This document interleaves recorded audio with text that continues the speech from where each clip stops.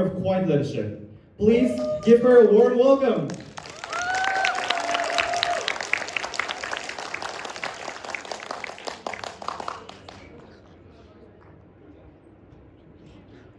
Imagine this. It's lunchtime in school. You're sitting with your friends when suddenly, across the room, you hear a loud bang. Someone accidentally dropped their tray. At first, the room goes silent. But then, an enormous wave of laughter engulfs the entire cafeteria. People glance over, they whisper, they laugh, yet ultimately all of them return back to their own conversations, while the person who accidentally spilled their tray feels defeated, embarrassed, struggling to clean up the mess all alone. But then, one person stands up. They walk over, grab some napkins, and kneel down to help. Don't worry, they say. It happens to the best of us. And just like that, the energy in the room shifts.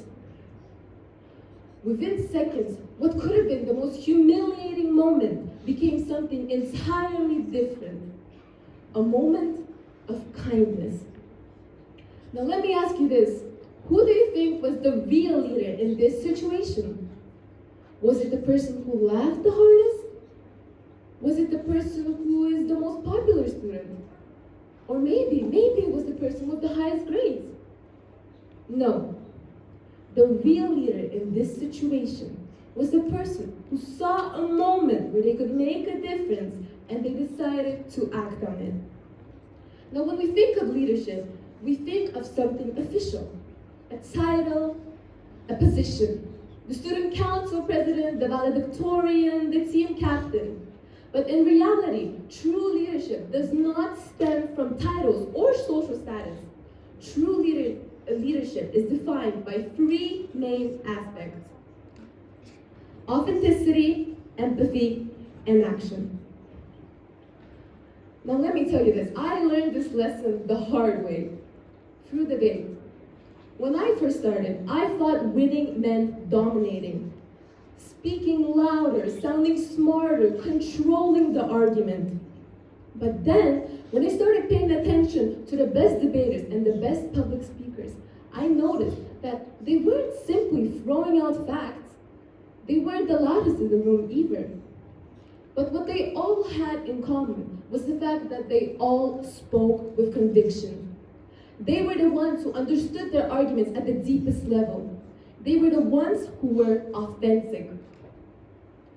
The best debaters don't win by memorizing scripts. They win by believing in what they say and by persuading the arguments to believe them as well. And that's called authenticity. The best leaders in history had that same exact quality. Nelson Mandela didn't lead South Africa out of appetite by forcing people to listen. He led by uniting, even when it cost him everything. He spent 27 years in prison. Imagine that, 27 years. Yet his leadership never wavered because he was authentic in his purpose. Or take Malala Yousafzai. She wasn't a politician, a CEO, or even an adult when she started her movement. She was a student just like us. She didn't have any power, yet she had conviction. She understood that education, something a lot of us take for granted, was worth fighting for. And because of her grit, because of her perseverance, because of the fact that she stood up, she became one of the most powerful voices in the world. Authenticity isn't about telling people what they want to hear. It's about knowing what you stand for and having the courage to stay true to it. But leadership isn't just about who you are. It's about how you treat other people. In a debate, we're trained to argue, to prove our side better, to tear apart the other team's logic. But the best debaters, they do something entirely different. They listen. They understand the opposing side's arguments way better than the other team does, because they know that if you don't understand your opponent, you won't be able to defeat their arguments. And this is where empathy comes into play. A leader without empathy is someone giving out orders. But a leader with empathy, that's someone people trust. someone people want to follow. Let's take that cafeteria example yet again. The real leader in this situation wasn't the person who stood up because they wanted attention. It was the person who acted because they cared. The person who saw someone struggling and decided to help him, not for recognition, not for praise, but because it was the right thing to do. Empathy in school might mean checking in on a friend who's having a hard time. It might simply mean understanding other people's perspectives before forming your own opinions. And in a debate, empathy is the key to persuasion. The best leaders and the best debaters share one quality in common. They are able to make everyone feel seen, heard, valued, and included. However, the best leaders aren't just authentic. They aren't just empathetic. The best leaders, one of their most prominent qualities is the fact that they all act. Now this is where a lot of us hesitate. We think that if we aren't in charge, we don't carry any responsibility. But leadership isn't a role that you wait to be given. Leadership is something that you step into voluntarily, moment by moment. Leadership means stepping up when others don't. Maybe it's helping a friend who you know is struggling.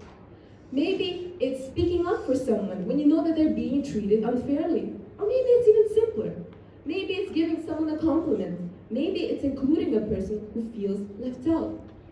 These all might seem insignificant, but they matter because they create ripples. And when a true leader leads with authenticity, empathy, and action, he inspires others to do the same thing. But let's be honest, leadership isn't easy. It means stepping up when others don't. It means admitting mistakes. It means being vulnerable. And it means failing. A lot of failing. Now let me be honest, I've lost a great share of debates.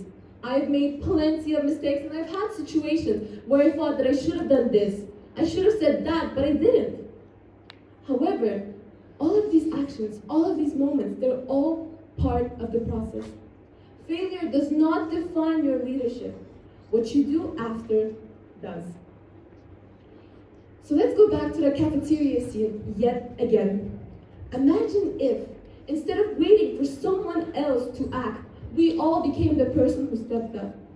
Imagine if leadership in our schools wasn't defined by titles or popularity, but it was defined by authenticity, empathy, and action. What kind of impact do you think that would have not only on our lives, but on the lives of everybody around us? Debate taught me that leadership isn't just about controlling the conversation. It's about understanding it.